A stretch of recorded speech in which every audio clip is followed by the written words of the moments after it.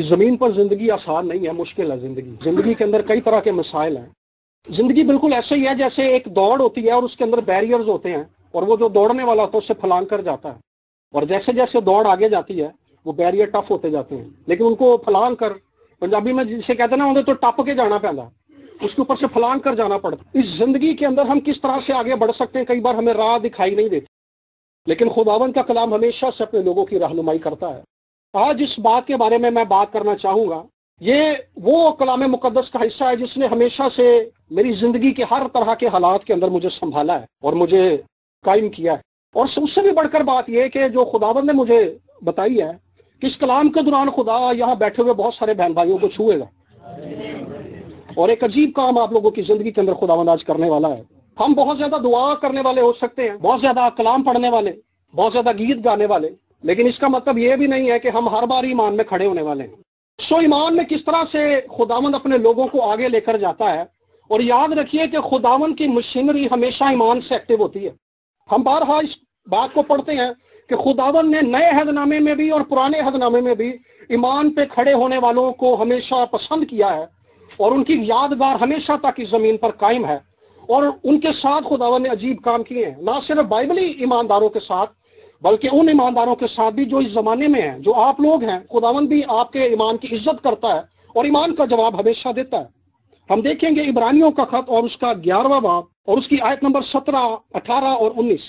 ایمان ہی سے ابراہیم نے آزمائش کے وقت اسحاق کو نظر گزرانا، اور جس نے وعدوں کو سچ مان لیا تھا وہ اس اکلوتے کو نظر کرنے لگا، جس کی بابت یہ کہا گیا کہ اسحاق ہی سے تیری نسل کہلائے گی، کیونکہ وہ سمجھا کہ خدا مردوں میں سے جلانے پر قادر ہے، چنانچہ انہی میں سے تمثیل کے طور پر وہ اس سے ملا۔ عبرانیوں کے مصنف نے اس حصے کے اندر ابراہیم کی آزمائش کا ذکر کیا ہے۔ ہم جانتے ہیں کہ ابراہیم کے ساتھ وعدہ کیا گیا تھا کہ خدا اس کی نسل کو بہت بڑھا دے گا، جبکہ اس کی اولاد نہیں تھی، اور 25 سال تک اس نے انتظار کیا، اور جب بیٹا مل گیا، بیٹا بڑا ہو گیا، تو خدا نے اس کے ایمان کو آزمایا۔ خدا نے کہا کہ تو اپنے بیٹے کو میرے لیے قربان کر دے۔ یہ اس واقعے کا ذکر کیا گیا ہے، لیکن ساتھ ہی ساتھ عبرانیوں کے مصنف نے جس بھید کو کھولا ہے، ابراہیم کے ایمان کے جس بھید کو کھولا ہے، وہ یہ کیونکہ وہ سمجھا کہ خدا مردوں میں سے جلانے پر قادر ہے۔ ابراہیم جب اپنے بیٹے کو قربان کرنے کے لیے، نظر کرنے کے لیے پہاڑ پر لے گیا ہے، تو وہ اس ایمان کے ساتھ گیا ہے کہ میں اپنے بیٹے کو قربان کر دوں گا، تو جس خدا کی حضوری میں نے اپنے بیٹے کو قربان کرنا ہے، جو خدا مجھ پہ حرام میں ظاہر ہوا تھا، وہ خدا جس نے مجھ سے وعدہ کیا ہے کہ وہ مجھے قوموں کا باپ بنائے گا، وہ خدا جس نے میرے ساتھ وعدہ کیا ہے کہ قومیں تیری نسل سے پیدا ہوں گی، وہ خدا جس نے میرے ساتھ وعدہ کیا ہے کہ تیری نسل آسمان کے ستاروں کی مانند ہوگی، وہ خدا اتنا قادر ہے، وہ خدا اتنا زوراور ہے، وہ خدا اتنا شکتیشالی ہے، اس خدا کی قدرت اور اس کے اختیار کی کوئی حد نہیں ہے۔ وہ اس قدر عظیم اور اس قدر بزرگ ہے کہ وہ اپنی قدرت کے زور سے میرے مرے ہوئے بیٹے کو پھر سے زندہ کر دے گا۔ اسی لیے اس کے ایمان میں، اس کی ذات میں کوئی شک نہیں تھا۔ ایمان یہ نہیں ہے کہ خدا ہمارے لیے مستقبل میں کچھ کرے گا، یہ بہت اہم بات ہے۔ ہم جب کسی سے ایمان کے بارے میں بات کرتے ہیں، بہن بھائی جب دعا کے لیے آتے ہیں تو وہ کہتے ہیں کہ ایمان ہے، کہتے ہیں آگے ہیں۔ بے شک آپ کا ایمان ہے، لیکن جس ایمان کا خدا جواب دیتا ہے یہ وہ ایمان نہیں ہے۔ اس کو خداوند یسوع مسیح نے مرکز کی انجیل میں بڑا خوبصورت ڈیفائن کیا۔ خداوند نے کہا جو کچھ تم دعا میں ایمان سے مانگتے ہو، یقین کر لو کہ تمہیں مل گیا ہے تو وہ تمہیں مل جائے گا۔ ہم ایمان کو سمجھتے ہیں کہ مستقبل میں ہوگا، جبکہ خدا جسے ہم مانتے ہیں، جو آسمانوں کا خدا ہے، جو یسوع مسیح کے وسیلے سے ہم پر ظاہر ہوا، ہمارا آسمانی باپ، وہ ابدیت کے اندر رہتا ہے۔ وہ کہاں رہتا ہے؟ سب نے میرے ساتھ رہنا، کہاں رہتا ہے؟ خدا ٹائم ریلم سے باہر ہے۔ ہم جس زمانے میں زندہ ہیں، جس وقت کے اندر، یہ وقت کا قید ہے، منٹوں، سیکنڈوں، گھنٹوں، سالوں، مہینوں، صدیوں کے اندر قید ہے یہ دنیا جس کے اندر رہتے ہیں ہم، یہ ریلم۔ لیکن جس جگہ پر خدا رہتا ہے، خدا ٹائم ریلم کے باہر رہتا ہے، وہ ابدیت ہے، وہاں پہ وقت نہیں ہے۔ وقت خدا کی کاراگری ہے، وقت کو خدا نے بنایا ہے، وقت کو خدا نے خلق کیا ہے، وقت کو خدا نے کریٹ کیا ہے۔ یہ خدا کی کریشن ہے، جیسے ہم خدا کی کریشن ہے۔ خدا ابدیت میں ہے۔ خدا ہماری زندگی کی رہائی کو، ہماری شفا کو، ہماری بحالی کو دیکھتا ہے کہ میں نے اسے مسیح یسوع کی صلیب کے وسیلے سے دے دی ہے، لیکن ہم دیکھتے رہتے ہیں کہ یہ مجھے مل جائے گی. دیکھیے کتنا فرق ہے. خدا دیکھتا ہے کہ میں نے دے دی ہے، ہم جس بات کے لیے دعا کرتے ہیں. خدا مسیح یسوع کی صلیب کے وسیلے سے دیکھتا ہے کہ میں نے اسے دے دیا ہے. ہم اسے قبول نہیں کرتے، بلکہ ہم اسے مستقبل کے اندر دیکھتے ہیں، ہم فیوچر کے اندر دیکھتے ہیں، ہم اسے فیوچر ٹینس کے اندر دیکھتے ہیں کہ خدا یہ مجھے دے دے گا، میری زندگی کے اندر کچھ ہو جائے گا، خدا آنے والے سال میں میری زندگی کے اندر کچھ کرے گا، خدا آنے والے مہینے میں میری زندگی کے اندر کچھ کرے گا، خدا آنے والے منٹ میں میری زندگی کے اندر کچھ کرے گا. خدا کچھ نہیں کرے گا. خدا ان لوگوں کی زندگی کے اندر کرتا ہے جو اس کے منصوبے کو قبول کر لیتے ہیں. اس بندے نے، ابراہم نے قبول کر لیا ہے، یہ ایمان سے چلا ہے، اپنے گھر کو چھوڑا ہے اور اس نے ساری زندگی ایمان کے ساتھ گزاری ہے.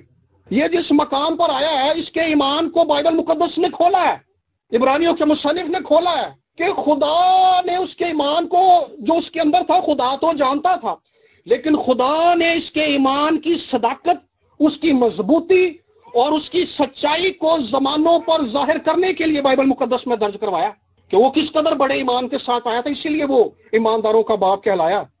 یعنی ابھی اس نے اپنے بیٹے کو قربان گاہ پر لٹایا نہیں ہے، ابھی اس نے اپنے بیٹے کے گلے پہ چھری نہیں پھیری، ابھی اس نے اس پر آگ نہیں انڈیلی، ابھی وہ گھر سے نہیں چلا. جب خدا نے اسے کہہ دیا ہے کہ تو نے اسے میرے لیے قربان کرنا ہے، اس نے اسی وقت اس بات کا یقین کر لیا ہے کہ میں قربان کر دوں گا تو یہ زندہ ہو جائے گا، کیونکہ یہ وعدے کا فرزند ہے. آپ کی زندگی کے اندر جو فائنینشیل کرائسس ہیں، ہم دیکھتے ہیں آنے والے دنوں کے اندر ٹھیک ہو جائیں گے. ہماری زندگی کے اندر بیماری، ہم دیکھتے ہیں خدا مجھے ٹھیک کر دے گا. ڈاکٹرز نے ہمیں جواب دے دیا ایسی بیماری لگ جاتی ہے، ہم کہتے ہیں خدا ٹھیک کر دے گا. ہماری فیملی کے اندر مسائل ہیں، لڑائی جھگڑے ہیں، بچوں کے رشتے نہیں ہوتے، ہماری لائف ایک جگہ پر رکی ہوئی ہے، ہم دیکھتے ہیں کہ یہ ہو جائے گی، یہ ہو نہیں جائے گی. ہمیں یہ قبول کرنا ہوگا. بائبل مقدس میں عبرانیوں کے کتاب کے اندر لکھا ہے کہ اس کے بدن کے توڑے جانے سے ایک راہ ظاہر ہوئی ہے. یسوع کا بدن جب توڑا گیا ہے صلیب پر تو اس سے ایک راہ ظاہر ہوئی ہے، اور جو کوئی اس راہ میں سے گزرے گا وہ معجزے اور خدا کی قدرت کا تجربہ کرے گا. صلیب ایک ایسا مقام ہے، صلیب ایک ایسی جگہ ہے، صلیب ایک ایسا ریلم ہے جس میں سے ہم اپنے مسائل کو حل ہوتا ہوا دیکھتے ہیں.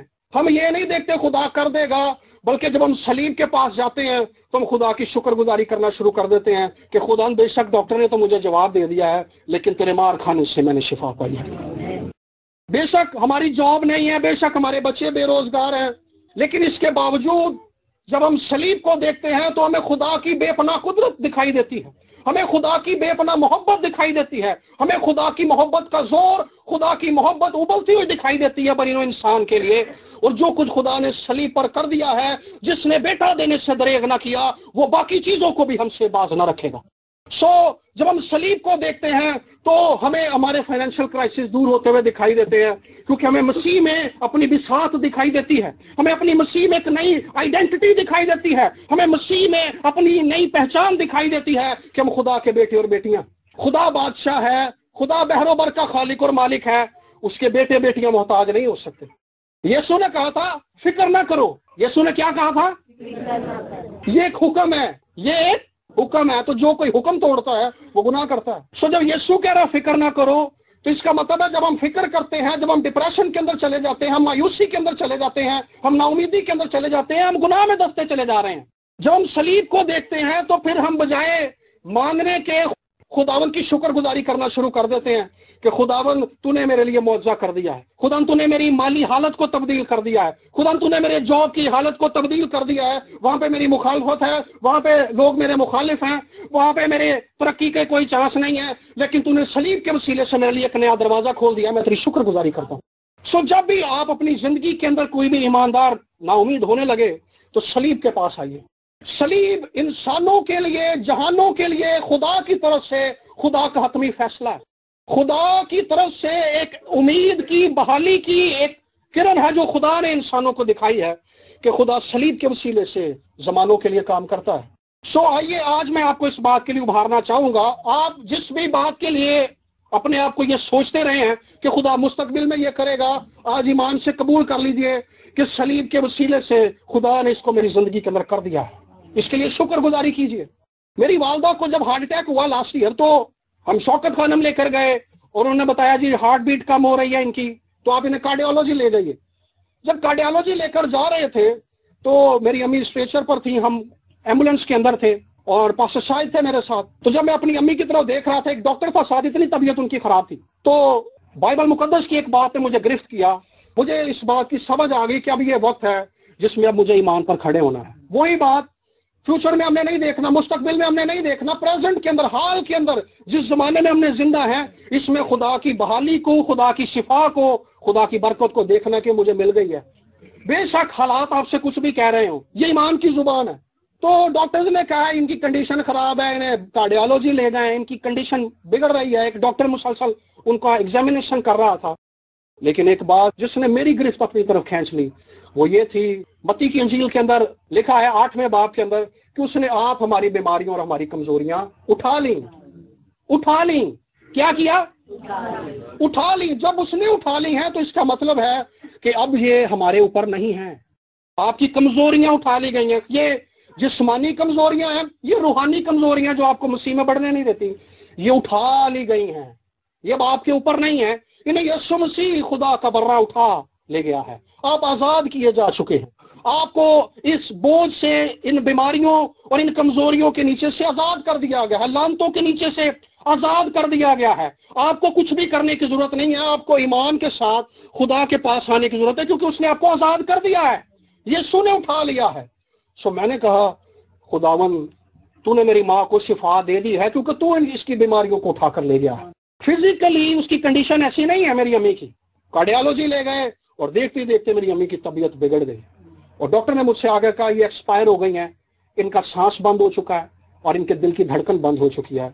और उन्होंने मेरी अम्मी को ऑक्सीजन मास्क उतारा और वो बिल्कुल डेड थी, लाइन बिल्कुल सीधी थी, जो लाइफ लाइन होती है।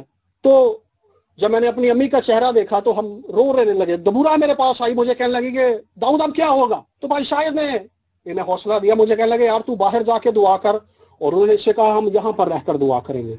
और जब मैं बाहर गया, मैंने बाहर जाकर भी खुदावन से यही कहा कि खुदावन मेरी माँ का मुंह खुला हुआ है, उन्होंने कहा ये डेड है, ये एक्सपायर हो गई है, ये मर गई है, लेकिन मैं जानता हूं कि तू इसकी बीमारियों को उठाकर ले गया है। और जब थोड़ी देर हुई तो उन्होंने हमें बाहर, मैं तो पहले ही चला गया, इन लोगों को भी बाहर निकाल दिया। तो उसके बाद सांस भी वापस आ गया, उसके बाद दिल की धड़कन भी बहाल हो गई। खुदा ईमान का जवाब देता है।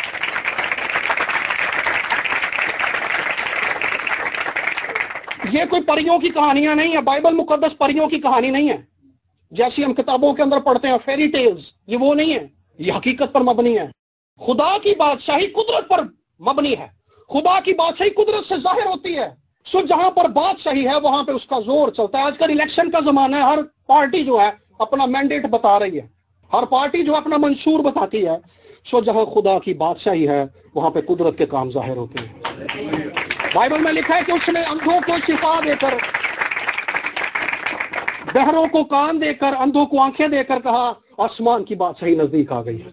आसमान की बादशाही, ये आसमान की बादशाही की कुदरत है जो हमारी जिंदगियों के अंदर आती चली जाती है। सो बहनों और भाइयों, मैं आज आपको इस बात के लिए उभारना चाहूंगा कि हमने खुदा की कुदरत को अपनी जिंदगी में कबूल करना है, हमने एक्सेप्ट करना है।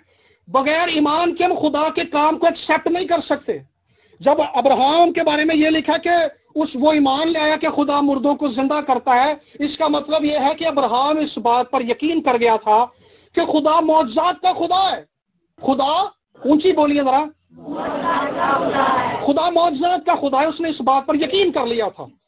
ये खुदा की नेचर है कि खुदा मौजे करता है। सो एक तरफ खुदा है जिसकी नेचर है कि वो मौजे करेगा, और एक तरफ हम हैं जो इस बात को कबूल नहीं कर पाते कि खुदा मौजे करेगा।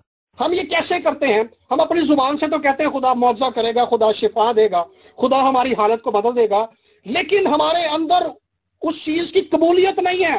हम ईमान से उस चीज को कबूल नहीं करते कि ये मुझे मिल गया है, मेरी शिफा मुझे मिल चुकी है, मेरी बहाली मुझे मिल चुकी है, मेरे बच्चों के अच्छे रिश्ते हो चुके हैं, मैं शुक्रगुजारी करता हूं खुदावंद। हम जब ईमान रखते हैं तो हम खुदा के साथ तावन करते हैं, खुदा के साथ कोऑपरेट करते हैं, ताकि खुदा अपनी कुदरत को, अपनी नेचर की खूबी को हमारी जिंदगी के अंदर जाहिर कर दे। खुदा हमारी जिंदगी के अंदर मौजूद करता है, और खुदा उन लोगों के दरमियान मौजूद करता है जो ईमान के साथ उसके साथ चलना शुरू हो जाते हैं। ईमान के साथ चलना यही है, खुदा के साथ चलना भी यही है कि जब खुदा मौजूद करना चाहता है तो उसके साथ चलने वाला भी ईमान रखे कि खुदा वाकई मौजे करेगा। और ये बात हमने ईमान से قبول کرنی ہے، اس بات کو اپنے دل میں ریسیو کر لینا ہے، قبول کر لینا ہے کہ مجھے مل گیا ہے۔ سو جب ہم اس بات کو پا لیتے ہیں کہ صلیب کے وسیلے سے خدا نے مجھے بخش دیا ہے، تو ہم اپنی زندگی کی آزمائشوں پر بھی غالب آ جاتے ہیں۔ یہ اس کی ایمان کی آزمائش تھی۔ ہم کئی بار آزمائشوں کے اندر پھنسے ہوئے ہوتے ہیں، ہم ایک آزمائش سے نکلتے ہیں، دوسری میں پھنس جاتے ہیں، دوسری سے نکلتے ہیں، تیسری میں پھنس جاتے ہیں، اور آزمائشوں کا سلسلہ جاری رہتا ہے۔ اور دوسرا سلسلہ آزمائشوں کا یہ ہے کہ ہم بارہا ایک ہی آزمائش میں گر جاتے ہیں، ہم گھوم کے آ کر پھر اسی آزمائش میں گر جاتے ہیں۔ وجہ کیا ہے کہ ہم اس آزمائش میں فیل ہو رہے ہیں۔ ابراہیم اپنی زندگی کی اس آزمائش میں ایمان کے وسیلے سے غالب آیا۔ اس نے خدا کی ذات کو جان لیا ہے کہ جس خدا نے مجھے بلایا ہے وہ معجزات کرتا ہے۔ آپ کی شادی ٹوٹنے کے کسی بھی مقام پر آ چکی ہے۔ مجھے اس بات کی حیرانی تھی، جب ہماری دادی کی میموریل سروس تھی تو خداوند نے مجھے کلام دیا کہ ایک بیٹی یہاں پر بیٹھی ہوئی ہے جس کی شادی ٹوٹنے کے کگار پر آ گئی ہے، لیکن خداوند اسے بحال کر دے گا۔ اس کے بعد وہ بیٹی مجھے ملی، لیکن مجھے حیرت اس بات پہ ہوئی کہ وہ اس بات کو قبول کرنے کے لیے تیار نہیں تھی کہ خدا واقعی میری زندگی بدل دے گا، خدا واقعی میری شادی کو بحال کر دے گا۔ جب خدا نے بائبل میں اپنے کلام کو لکھوا دیا ہے تو ہمیں اسے قبول کرنے کی ضرورت ہے۔ وہ رومی صوبے دار جو بڑا مرتبے والا تھا، بڑا عزت والا تھا، 100 بندہ اس کے ماتحت ہے، رومی افسر ہے، اس کا خادم بیمار ہے، اس نے یہ نہیں کیا، اس نے سرکار کو ایک لیٹر نہیں لکھا کہ میرا نوکر بیمار ہو گیا مجھے دوسرا نوکر دے دو، بلکہ وہ اس قدر سنجیدہ ہے۔ آپ نے اگر شفا پانی ہے یہ آپ نے فیصلہ کرنا ہے، آپ نے اگر اس تنگ دست زندگی سے نکلنا ہے تو آپ نے خداوند کی حضوری میں فیصلہ کرنا ہے، آپ نے اگر اپنی زندگی کو پانا ہے تو آپ نے فیصلہ کرنا ہے، اگر آپ فتح مند زندگی میں چلنا چاہتے ہیں تو آپ نے فیصلہ کرنا ہے۔ اس بندے نے فیصلہ کر لیا تھا، وہ فیصلہ کر کے آیا تھا کہ میں اپنے نوکر کی شفا چاہتا ہوں، میں اپنا نوکر بدلنا نہیں چاہتا۔ یسوع کے پاس گیا اور یسوع سے جا کر کہنے لگا کہ خداوند میرا نوکر فالج کا مارا گھر پڑا ہے، خداوند آمادہ ہے اس کے گھر میں آنے کے لیے۔ خداوند نے کہا میں چلوں گا اور اسے شفا دوں گا۔ اس نے کہا نہیں، میں اس لائق نہیں ہوں کہ تو میرے گھر کی چھت کے نیچے آئے، فقط زبان سے کہہ دے میرا نوکر شفا پائے گا۔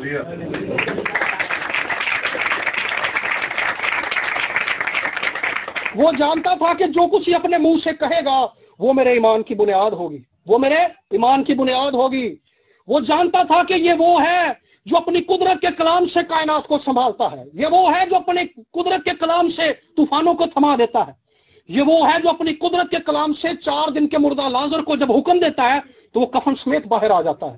وہ جانتا ہے کہ اس کے منہ کے اندر قدرت ہے، اس کے کلام کے اختیار اور اس کے کلام کی تاثیر اور اس کے منہ کے کلام کی زندگی سے وہ واقف تھا۔ وہ جانتا تھا کہ میں اختیار والا ہوں، لیکن جو میرے سامنے ہے یہ داؤد سے بھی بڑا ہے، جو میرے سامنے ہے یہ سلیمان سے بھی بڑا ہے، جو میرے سامنے ہے یہ موسیٰ سے بھی بڑا ہے، جو میرے سامنے ہے یہ خدا کا بیٹا ہے، یہ سراپائے قدرت ہے، یہ سراپائے زندگی ہے، یہ سراپائے جلال ہے جو بدن میں ظاہر ہوا ہے۔ وہ خدا کو اس طور سے جانتا تھا، یسوع کو اس طور سے جانتا تھا کہ یہ قدرت اور اختیار کا بانی ہے، یہ زبان سے کہہ دیتا ہے اور ہو جاتا ہے۔ اور ایک بڑی اہم چیز جو ہم ایمان پر کھڑے ہو جاتے ہیں اور ہم فیل کیوں ہو جاتے ہیں، ہم ذرا یعقوب کے خط میں اس کو دیکھیں گے۔ یعقوب کے خط کے اندر 2 باب کی 20ویں آیت، یہاں پر لکھا ایمان ہی سے جب ہمارے باپ ابراہیم نے اسحاق کو قربان گاہ پر قربان کیا تو وہ اعمال سے راست باز نہ ٹھہرا، بس تم نے دیکھ لیا کہ ایمان نے اس کے عمل کے بغیر مل کر اثر کیا اور اعمال سے ایمان کامل ہوا، اور یہ نوشتہ پورا ہوا کہ ابراہیم خدا پر ایمان لایا اور یہ اس کے لیے راست بازی گنا گیا اور وہ خدا کا دوست کہلایا۔ پس تم نے دیکھ لیا کہ انسان صرف ایمان سے نہیں بلکہ اعمال سے راست باز ٹھہرتا ہے۔ یہ بائبل مقدس کی ایک ایسی آیت ہے جس سے بہت زیادہ مس انٹرپریٹ کیا جاتا ہے، جس کی غلط تفسیر کی جاتی ہے۔ یہاں پر جب ہم پڑھتے ہیں کہ ابراہیم نے اپنے بیٹے کو قربان کیا تو وہ اعمال سے راست باز ٹھہرا، یہ جس عمل کی ذکر ہو رہی ہے وہ ایمان کا عمل ہے۔ اگر میں نے ایمان رکھ لیا ہے تو مجھے ایسے ایکٹ کرنا چاہیے، مجھے ایسے بیہیو کرنا چاہیے، مجھے ایسے عمل کرنا چاہیے کہ میرے عمل سے واقعی لوگوں کو لگے کہ میں نے ایمان رکھا ہوا ہے۔ اگر میں کہتا ہوں کہ مجھے میری بیماری سے شفا مل گئی ہے تو مجھے جا کر اس بات کے لیے کی حاجت نہیں ہے کہ پیچھے جا کر جب میرے اوپر پریشانی آئے یا مجھے دوبارہ درد شروع ہو جائے تو میں پھر کہوں پادی صاحب میرے لیے دعا کرو، پتہ نہیں میرا کی بننا ہے۔ ایمان کا عمل یہ ہے، پھر چاہے تکلیف جتنی بھی بڑھ جائے، پاویں جے کڑہڑ بھی آوے نال پانی کرن شور، خوف نہ کریے پہاڑا دا پاویں چھڈ جان جا۔ پھر ہمیں جب ہم نے اس بات کو اپنے دل میں قبول کر لیا ہے کہ خدا نے مسیح یسوع کے وسیلے سے یہ کام میری زندگی کے اندر کر دیا ہے، پھر ہمیں اپنے عمل سے اس بات کو ظاہر کرنا ہے کہ خدا نے واقعی میری زندگی کے اندر کر دیا ہے۔ اس نے اگر بڑا ایمان رکھا تھا تو उसने अब्राहम ने अपने अमल से यह बात जाहिर की थी, वो कुर्बान होने करने के लिए चला गया था क्योंकि उसने ईमान रख लिया था कि जब ये कुर्बान हो जाएगा तो खुदा इसे जिंदा कर देगा। तो वो अब अपने अमल से ये बात दिखाना चाहता है कि अब जब मैं इसे कुर्बान कर दूंगा तो खुदा अपनी कुदरत से इसे किस तौर से जिंदा करता है। वो अपने ईमान का डेमोन्स्ट्रेशन दिखाना चाहता है, वो अपने ईमान का अमली कदम दिखा रहा है। यहाँ पर आगे राहब का जिक्र किया गया कि उसने भी आगे ऐसे किया है, उसने ईमान रख लिया था। उसने जब सुना कि खुदा ने किस तौर से मिस्र में अपने लोगों को छुड़ाया, किस तौर से बियाबान में अपनी कुदरत को जाहिर किया, फौजों को कौमों को शिकस्त दी, उसने कहा हमारे लोगों के दिल बैठे चले जाते हैं। उसने उन लोगों को पनाह दी क्योंकि उसको पता चल गया था कि अब ये मुल्क इनको मिल जाएगा। उसने जब इस बात को पा लिया कि ये मुल्क अब इन्हें मिल जाएगा, अब उसने अपने ईमान का इजहार किया, अपने अमल से उसने अपने ईमान का इजहार किया कि उसने उनको पनाह दी और उन्हें अपने घर में रख लिया, क्योंकि वो अपने दिल में इस बात को कबूल कर चुकी थी कि ये मुल्क इसराइलियों को मिल चुका है। और ना सिर्फ अपने इस ईमान से और अपने ईमान के इस अमल से वो खुद बच गई, बल्कि उसका घराना भी बच गया। सो जब बहनों और भाइयों, आप में से कोई भी या मैं भी या हम में से कोई भी ईमान रख ले तो हमने अपने ईमान को अपने अमल से जाहिर करना है। फिर हमने ऐसी जुबान, ऐसे अल्फाज इस्तेमाल नहीं करने के हुन साढ़े नाल की होएगा, फिर हमने वाकई ईमान की जुबान इस्तेमाल करनी है। खुदा ने ये कर दिया है, खुदावंद की सिताइश हो। वो याद है, मुझे शहद खाने से एलर्जी है और मेरे बहुत तकलीफ होती है अगर मैं खा लूं। एक रात मैंने खा लिया और मैं बहुत तकलीफ में चला गया और मुझे गीत याद आ गया, तेरे मार खाने से यीशु मैंने शिफा पाई है। वो एक ऐसी हालत थी जिसमें मैं किसी बात पर फोकस नहीं कर पा रहा, लेकिन मैंने खुदावंद से कहा कि खुदा मेरी मदद कर, ताकि मैं इस बात पर फोकस कर सकूं कि तेरे मार खाने से यीशु मैंने शिफा पाई है। और जैसे ही मैंने इस बात पर नजर लगानी शुरू की, दर्द बढ़ने लग गए। और मेरी बहन आई दबूरा मेरे पास कि अगर ज्यादा तकलीफ हो रही है तो मैं डैनी को उठा दूं। मैंने कहा नहीं, मैं ईमान रख चुका हूं, अब खुदावंद अपनी शिफा को जाहिर करने वाला है। खुदावंद ने मुझे शिफा बख्श दी और कुछ देर बाद फिर दर्द कम होना शुरू हो गया और मैं इत्मीनान से सो गया। वरना ये दर्द जो है ये 3 से 4 दिन तक मेरे अंदर रहती है, मेरे पेट में। एक बार पास शाहिद की शैटिका पेन हो गई। शैटिका पेन ये कमर की एक ऐसी दर्द है जो टांग में कमर से शुरू होती है और हमारी टांग से पांव की एड़ी तक जाती है। और ये ऑफिस से आए और 1.5 घंटा इन्हें यहाँ से ऊपर सीढ़ियां चढ़ने में लगा। तो जैसे ही हम बैठ गए तो पादी साहब ने ईमान से कबूल करना शुरू किया, ईमान का ऐलान करना शुरू किया कि खुदावंद तूने मेरी बीमारियां उठा ली हैं, तूने मेरी कमजोरियां उठा ली हैं, तूने मेरे रोगों को उठा लिया है, तेरे मार खाने से मैंने शिफा पाई है। सो कुछ देर तक हम ऐसा करते रहे और पादी साहब खुद दुआ कर रहे थे और उसी टाइम इनके दर्द गायब हो गए। ऐसा कैसे होता है? ईमान का अमल करना पड़ता है। आप ईमान रखते हैं, इस बात को दिखाना पड़ता है कि आप वाकई ईमान रखते हैं। ये इस बात शायद के अंदर बयान किया जा रहा है। सो अब्राहम ने अपने ईमान का अमल दिखा दिया था दुनिया को कि उसका अमल कैसा है। उसने खुदा के हुजूर भी मकबूलियत पा ली और आज तक और जब तक ईमानदार रहेंगे वो उसके ईमान का चर्चा किया जाएगा। सो तीसरी अहम बात यह है कि हमने ईमान का इकरार करना है। जब हम ईमान का इकरार करते हैं, हम अपने ईमान को रिलीज करते हैं। हमें ऐलान करना है कि मुझे मिल गया है, मुझे मिल गया है, सो हमें मिल जाएगा। मेरी शादी के लिए, जब मेरी शादी थी तो मेरे पास पैसे नहीं थे। मेरी फुप्पो ने मुझे कॉल की, भाई हारून बैठे हुए इनकी अम्मी ने मुझे कहने लगी बेटा, पहला बंदा ये था जिसने मुझे कॉल की। मैं कहने लगी बेटा की तैयारी है? मैं कहा जी कोई तैयारी नहीं आई। कितने पैसे ने तेरे को? मैं कहा जी वही 2 लाख की कमेटी जी ਤੁਹਾਡੇ ਨਾਲ पाई है, तो वो 12वें महीने से मिल जाए तो तैयारी कोई नहीं है। मैंने कहा लेकिन मैं ये बात जानता हूँ, जिस खुदावंद ने मुझे अपनी हजूरी में खड़ा किया है उसने मेरे मरने तक का प्लान किया हुआ कि मुझे उसने कैसे देना है। कहने लगी बेटा कुछ नहीं होगा, खुदा तेरे लिए सारे इंतजाम करेगा, हम तेरे साथ खड़े हुए। मुझे बड़ा हौसला मिला और मेरे बॉस ने मुझे बुलाया अपने कमरे में। कहने लगे दाऊद साहब मुझे पता चला आपकी शादी है। मैंने कहा जी सर है।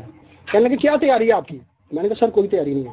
कहने लगे अच्छा आपके प्रोविडेंट फंड में कितने पैसे हैं? मैंने कहा जी ये इमरान साहब को पता है, वो बिजनेस मैनेजर है।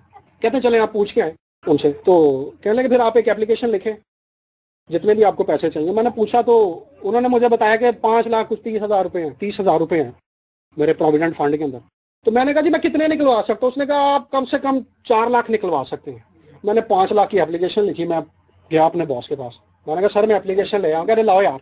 उसने 5 लाख के ऊपर साइन कर दिए, हालांकि दफ्तर की पॉलिसी नहीं है कितने पैसे मिल जाएंगे किसी को।